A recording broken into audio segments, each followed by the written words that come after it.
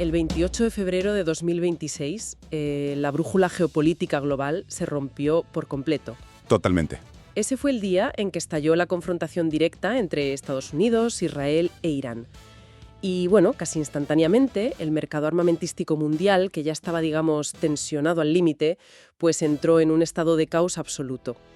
Hoy, en Punto Data, del proyecto Buscarruidos, vamos a realizar una inmersión profunda en esta inmensa pila de registros de inteligencia, historiales de exportación y bases de datos actuales para entender qué está pasando exactamente en este mes de marzo de 2026. Es que es el momento preciso para hacer este análisis. Claro.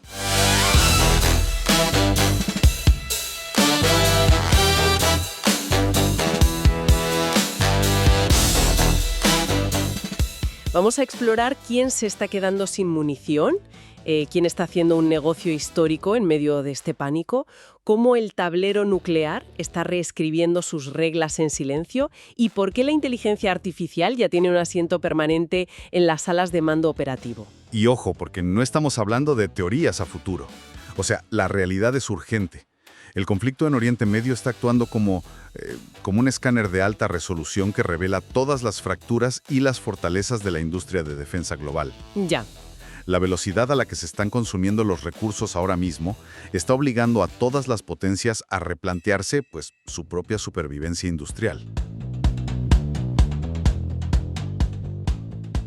Pues arranquemos directamente por esa hemorragia de recursos, porque el ritmo de operaciones en la campaña contra Irán está desafiando cualquier previsión logística imaginable. A ver, para poner las cifras sobre la mesa.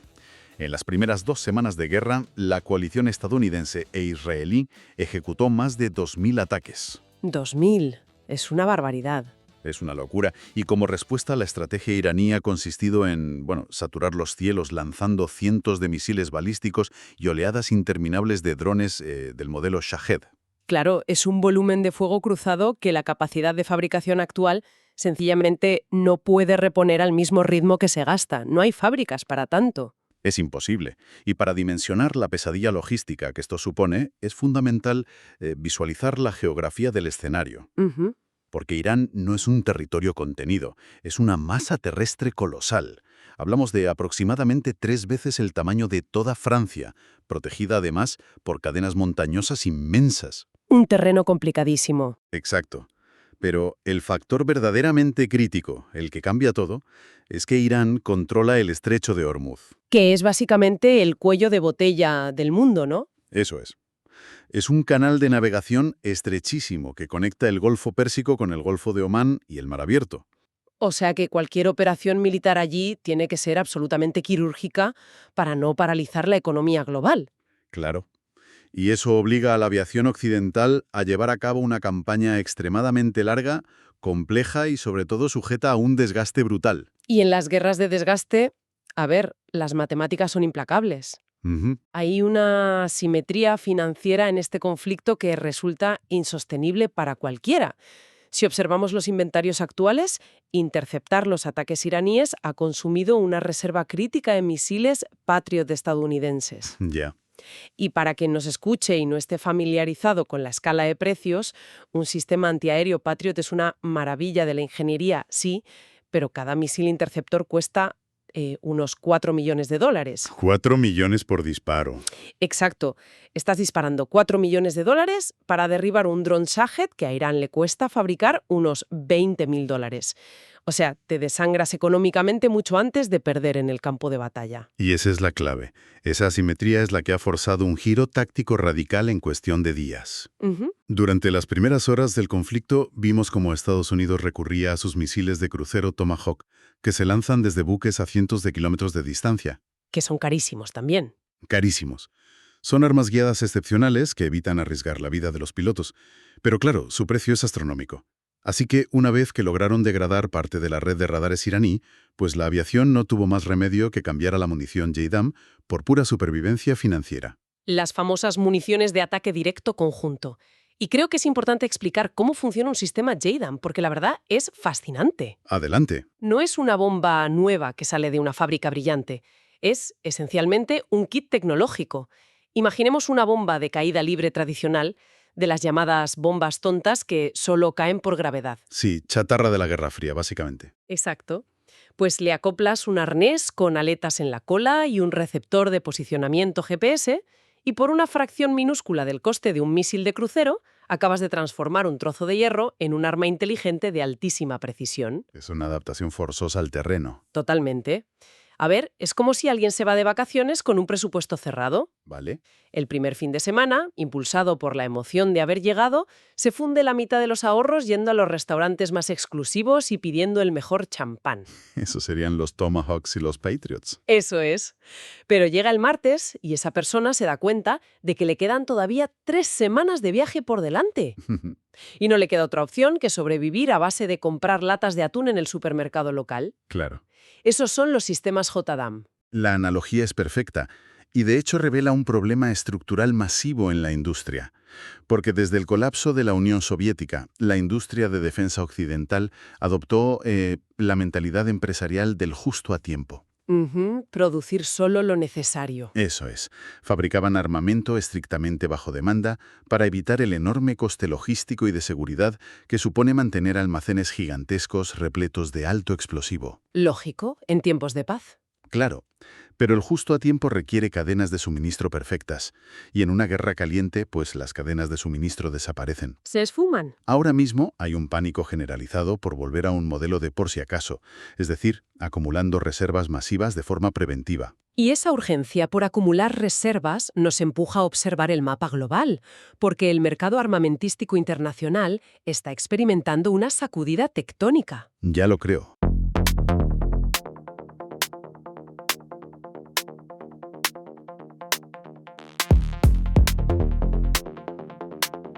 La información consolidada de los últimos 5 años muestra que el comercio mundial de armas ha crecido por encima del 9%.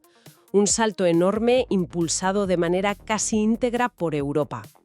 O sea, las importaciones de los estados europeos de la OTAN han registrado un aumento vertiginoso del 143%.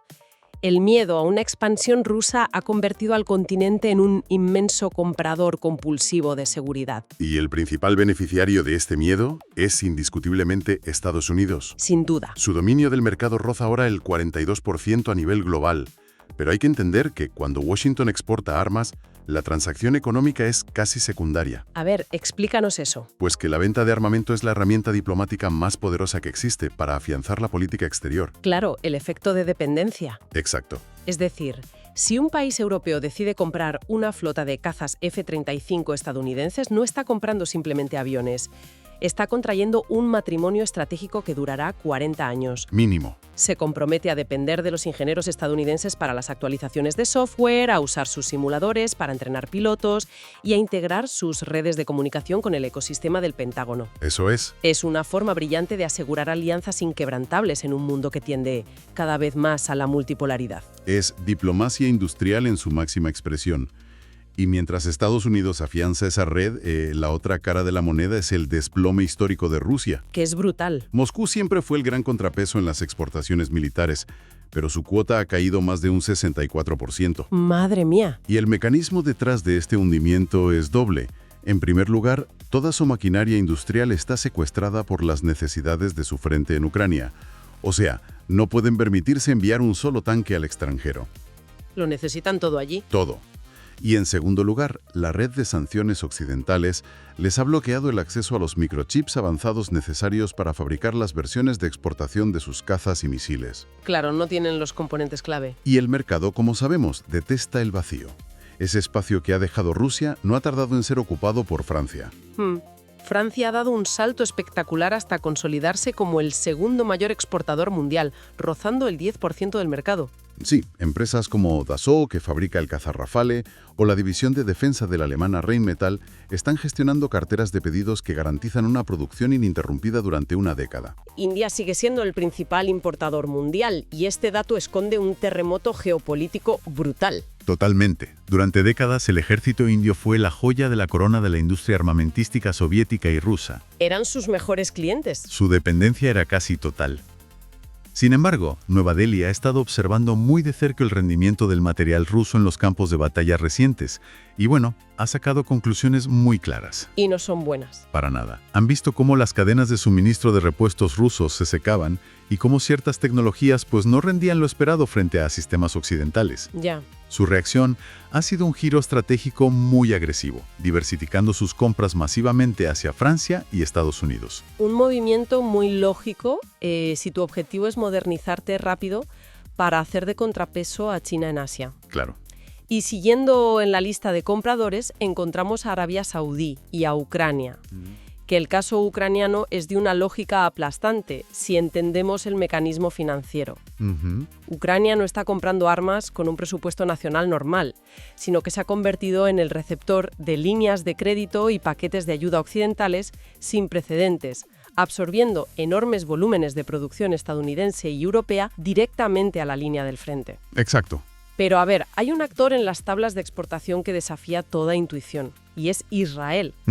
El caso de Israel es interesantísimo. O sea, están inmersos en una guerra urbana devastadora en Gaza desde hace años y ahora se enfrentan a Irán directamente. ¿Cómo es mecánicamente posible que sus exportaciones de armas hayan aumentado, en lugar de paralizarse? A simple vista parece una paradoja, desde luego. Pero la explicación reside en la hiperespecialización de su industria y en cómo está estructurada. A ver. Israel no exporta masivamente el tipo de munición básica que necesita para su infantería en Gaza. Su producto estrella de exportación son los sistemas de defensa aérea estratificada, como los componentes de las familias Arrow o la conocida cúpula de hierro. Claro. Estas son tecnologías de altísimo valor añadido que, en muchos casos, se fabrican a través de empresas conjuntas situadas fuera del país, o sea, en Europa o en Estados Unidos. Ya entiendo. Y da la casualidad de que una cúpula de defensa antimisiles impenetrable es exactamente lo que todos los gobiernos europeos aterradas desean comprar ahora mismo. De acuerdo. La demanda europea explica a Israel.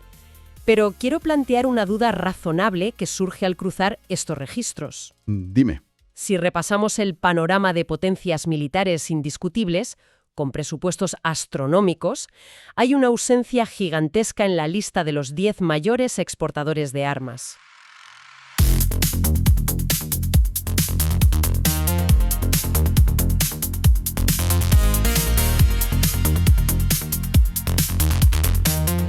Según los balances, China ha desaparecido de ese top 10 y ha sido superada por economías mucho más pequeñas. ¿Cómo explicamos esta aparente contradicción? Pues es una anomalía estadística que esconde una estrategia monumental. ¿En qué sentido? A ver, la industria armamentística china no se ha frenado. De hecho, está produciendo a una escala que Occidente apenas puede seguir. Entonces, ¿dónde van a parar esas armas? La clave es que prácticamente la totalidad de lo que sale de sus fábricas se queda dentro de sus propias fronteras. ¡Wow! Pekín ha analizado minuciosamente las sanciones aplicadas a Rusia y ha llegado a la conclusión de que depender del exterior o incluso distraer recursos industriales en exportaciones es una debilidad inaceptable. O sea, no quieren depender de nadie. De nadie. Están construyendo lo que podríamos llamar una economía de fortaleza. Es decir, están sacrificando el beneficio económico de vender armas al mundo para garantizar una cadena de suministro interna completamente blindada de cara a un posible conflicto futuro. Exacto. Todo se queda en casa. Todo se queda en casa. Y esa misma lógica de blindaje total nos arrastra inevitablemente al tercer pilar de esta exploración, que es el rediseño del tablero nuclear. Un tema crítico. Porque mientras la atención mediática se concentra en drones y artillería, la arquitectura de la disuasión definitiva está mutando de una forma, verdaderamente inquietante. Y tanto. El ecosistema nuclear actual está dominado por 9 actores con capacidad comprobada o asumida: Estados Unidos, Rusia, Reino Unido, Francia, China, India, Pakistán, Corea del Norte e Israel. 9 estados. 9. Y durante bastante tiempo, los balances internacionales mostraban un descenso en el número total de armas nucleares, lo cual ofrecía una falsa sensación de alivio. Sí, la trampa estadística de las cifras brutas. El número total descendía simplemente porque tanto Washington como Moscú estaban desmantelando viejas ojivas de la Guerra Fría que llevaban años retiradas del servicio esperando ser achatarradas. Claro, era reciclar chatarra. Exacto. Pero si aislamos el dato vital, que es el número de cabezas nucleares operativas, es decir, las que están montadas en misiles, listas para un lanzamiento en cuestión de minutos, la tendencia es la contraria. ese número está creciendo. Y es lo que realmente importa. A ver, es como si en las afueras de una ciudad se ordenase la demolición de un parque industrial abandonado con 100 fábricas oxidadas y vacías. Vale. Sobre el papel hay 100 edificios industriales menos. Una gran noticia, ¿verdad? Claro, parece un avance. Pero resulta que en ese mismo terreno acaban de construir 10 laboratorios químicos ultramodernos y altamente tóxicos. Ostras. La cantidad total ha bajado, sí, pero la letalidad, la precisión y el peligro real para quien vive en esa ciudad se han multiplicado por 1000. Exacto. El peligro actual no reside en la acumulación desordenada, sino en la modernización extrema. Las grandes potencias están diseñando arsenales que hacen inútiles los sistemas de defensa del adversario. Por ejemplo, Estados Unidos está en medio de una renovación multimillonaria de su tríada nuclear, desarrollando los misiles balísticos intercontinentales Sentinel, los nuevos submarinos de clase Columbia y la flota de bombarderos furtivos B-21. Y el Kremlin responde con su propia escalada tecnológica, priorizando misiles pesados de nueva generación como el Sarmat. Eso es. Pero lo que realmente quiebra los cálculos de los estrategas son los vehículos de planeo hipersónico, como el sistema ruso Avangard. El Avangard. Hay que detenerse en la física de esta arma para comprender su gravedad. Por favor, explícalo porque es de ciencia ficción. A ver, un misil balístico intercontinental clásico funciona a grandes rasgos trazando una parábola enorme. O sea, sale de la atmósfera, viaja por el espacio y vuelve a caer sobre su objetivo de forma predecible. Sí, una curva matemática. Exacto. Es como lanzar una pelota de béisbol de un continente a otro. Si calculas su trayectoria, teóricamente puedes enviar otra pelota para interceptarla. Claro. Un vehículo de planeo hipersónico, sin embargo, no hace eso. Rompe esas reglas por completo. Este tipo de armas son impulsadas hasta las capas altas de la atmósfera, pero en lugar de salir al espacio exterior, reingresan rápidamente y comienzan a planear rozando la atmósfera a velocidades que superan 5 veces la del sonido. 5 veces. Es incomprensible. Imagina una piedra saltando a ras de agua en un lago, pero a una velocidad inconcebible. Al volar tan bajo y tan rápido, pueden maniobrar bruscamente durante el vuelo. ¿Y eso qué implica? ¿Que no se pueden detectar? Implica que los radares terrestres apenas tienen tiempo de verlos llegar por la curvatura de la Tierra, y además ningún algoritmo defensivo actual puede predecir matemáticamente dónde van a impactar para interceptarlos. ¡Madre mía! Es una pesadilla defensiva basada puramente en velocidad y maniobrabilidad. Totalmente. Y en medio de este pulso tecnológico entre rusos y estadounidenses, China está reescribiendo sus propias capacidades. Los análisis de imágenes satelitales confirman que Pekín está construyendo cientos de nuevos silos para misiles en sus vastas extensiones desérticas, elevando su arsenal operativo a unas 600 ojivas. ¿600? Este esfuerzo titánico responde a la necesidad china de garantizar una capacidad de segundo ataque creíble. Quieren asegurar que, pase lo que pase, su fuerza disuasoria sobreviva a un primer golpe enemigo. Es que esa incesante carrera por reducir el tiempo de respuesta, por tener sistemas que reaccionan antes de que el cerebro humano pueda siquiera asimilar los datos, nos lleva directamente a la última frontera de nuestro análisis.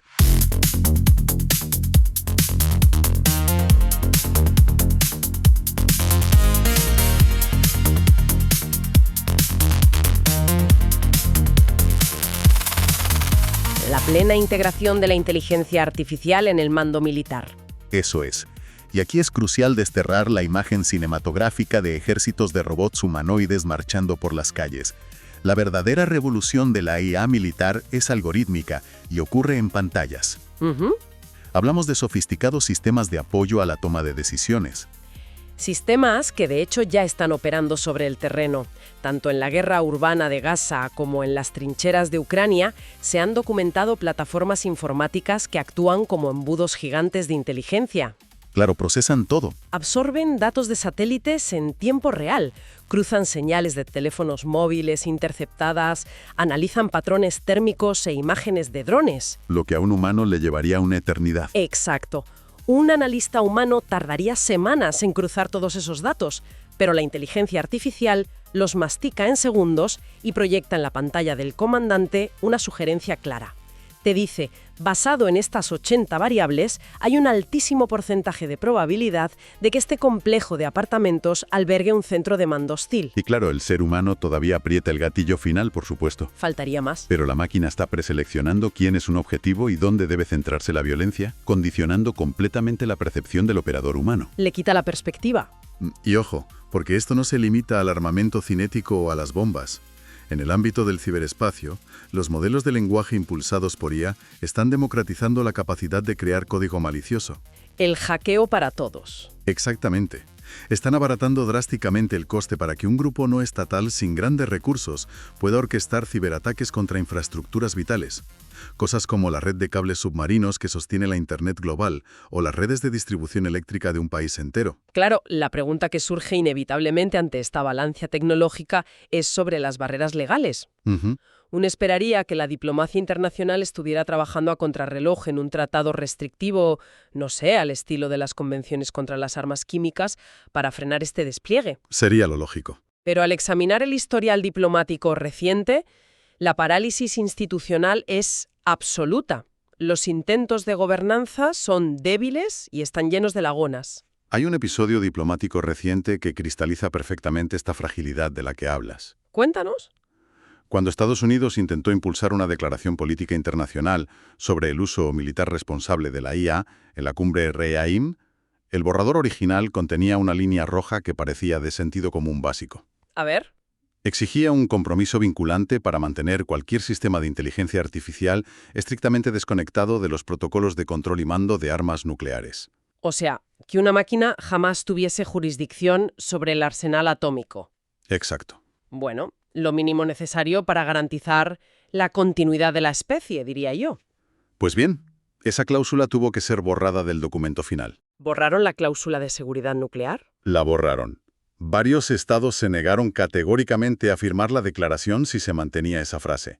El argumento diplomático era que la sola mención explícita a las infraestructuras de mando nuclear en un tratado sobre IA confería una especie de legitimidad no deseada a dichas armas. O sea, por un debate semántico. Por un debate semántico y puras discrepancias políticas, la comunidad internacional dejó pasar la oportunidad de blindar legalmente el botón nuclear contra los algoritmos. Y esto nos empuja a una reflexión puramente funcional que, sinceramente, pone los pelos de punta. Ya lo creo. Quien nos escucha probablemente haya interactuado con los últimos modelos de inteligencia artificial conversacional. Todos hemos experimentado sus llamadas alucinaciones. Sí, cuando se inventan cosas. Le pides que resuma un texto o busque un dato y el sistema a veces inventa una respuesta completamente falsa, pero te la presenta con una convicción y una sintaxis perfectas. Totalmente. Si estos modelos probabilísticos aún cometen errores de comprensión en tareas de oficina cotidianas, la idea de conectar lógicas algorítmicas similares, propensas a alucinar, a la gigantesca presión de los centros de mando de misiles balísticos resulta escalofriante. Es aterrador. Si una IA clasifica erróneamente un patrón civil como una inminente amenaza militar, el operador humano solo ve una pantalla roja indicando un 95% de certeza táctica. Es el choque frontal entre la inmadurez técnica y la letalidad extrema. La tecnología avanza a una velocidad exponencial, mientras que nuestra capacidad para crear marcos diplomáticos o desarrollar salvaguardas legales, pues se mueve a un ritmo exasperantemente lento, propio del siglo XX. Y es precisamente la comprensión profunda de esas dinámicas la que da sentido a la enorme cantidad de información que hemos procesado hoy en este análisis. Vamos a integrar las grandes líneas de todo lo que hemos comentado. A ver. En primer lugar, queda patente que el actual conflicto en Oriente Medio ha hecho saltar por los aires el modelo industrial de justo a tiempo. Los enormes costes financieros, ejemplificados en ese paso forzoso de costosos misiles guiados a municiones de kit más baratas por la falta de recursos, están obligando al mundo a volver a una política de almacenamiento masivo. El famoso por si acaso. Y en segundo lugar, pues hemos visto cómo el comercio de armas ha crecido casi un 10%. Con Estados Unidos dominando el tablero de manera indiscutible y una Rusia perdiendo su histórico peso exportador, asfixiada por las sanciones. Eso ha cedido un inmenso terreno comercial a potencias como Francia. Todo esto mientras China blinda silenciosamente toda su maquinaria de guerra hacia adentro, sin exportar. Exacto. Como tercer pilar, los arsenales nucleares globales viven un espejismo estadístico. Tienen menos armas viejas, sí, pero muchas más armas operativas, modernas y letales. Con China acelerando la construcción de sus silos y la llegada de la tecnología hipersónica rompiendo los esquemas de la defensa clásica. Y finalmente, en cuarto lugar, la inteligencia artificial ya está decidiendo la guerra. Más allá de los drones autónomos, se ha infiltrado en los centros de mando de forma irreversible, procesando datos a velocidades inhumanas, pero operando en un peligroso vacío legal internacional. Llegados a este punto, los registros actuales nos enfrentan a una cruda realidad matemática. Las armas se despliegan ahora a tal velocidad que el margen de reacción humana se está reduciendo a cero. La velocidad de las máquinas está reescribiendo la geopolítica frente a nuestros ojos. Así es. Y hasta aquí nuestra exploración profunda de hoy. Ha sido un auténtico privilegio desgranar este complejísimo entramado de datos y tendencias globales. Quien quiera seguir profundizando y estar al día en la geopolítica de los datos, queda invitado a suscribirse a Punto Data para acompañarnos en nuestros próximos análisis del tablero internacional. Muchísimas gracias por estar ahí. Gracias por estar al otro lado y hasta la próxima.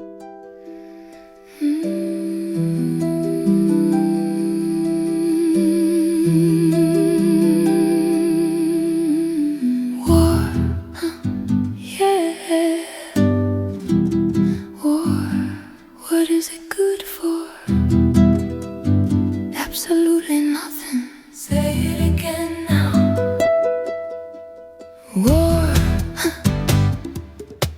What is it good for? Absolutely nothing. Come on now. War, something that I despise. It means destruction of innocent lives. Thousands of mothers with tears in their eyes when their sons go off to fight, to lose their lives in war.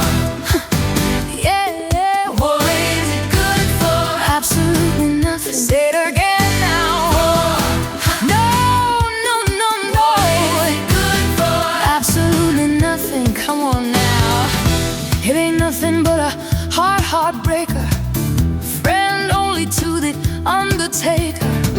War shattered many young men's dreams, made them disabled, bitter and mean. Life's too precious to be fighting war each day. War can't give life, it can only take it away with war. Yeah, is it good for? Absolutely nothing. Say it again now. No, no, no, no. Is it good for? Absolutely nothing. Come on now. War is the enemy of all mankind.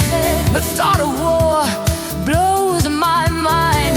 Handed down from generation to generation. Induction, destruction. Who wants to die in war? Yeah. Absolutely nothing. Say it again now. No, no, no. Absolutely nothing. Peace, love, and understanding. There must be some place that these things land. They say we must fight to keep our freedom. Lord, there's got to be another way. Better than war. Yeah. Absolutely nothing. Say it again now. Oh, no, no, no, no. Absolutely nothing.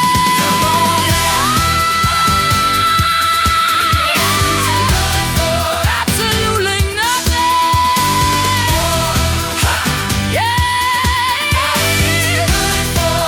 Absolutely nothing. Say it again now. I'm talking about war. What is it good for? Absolutely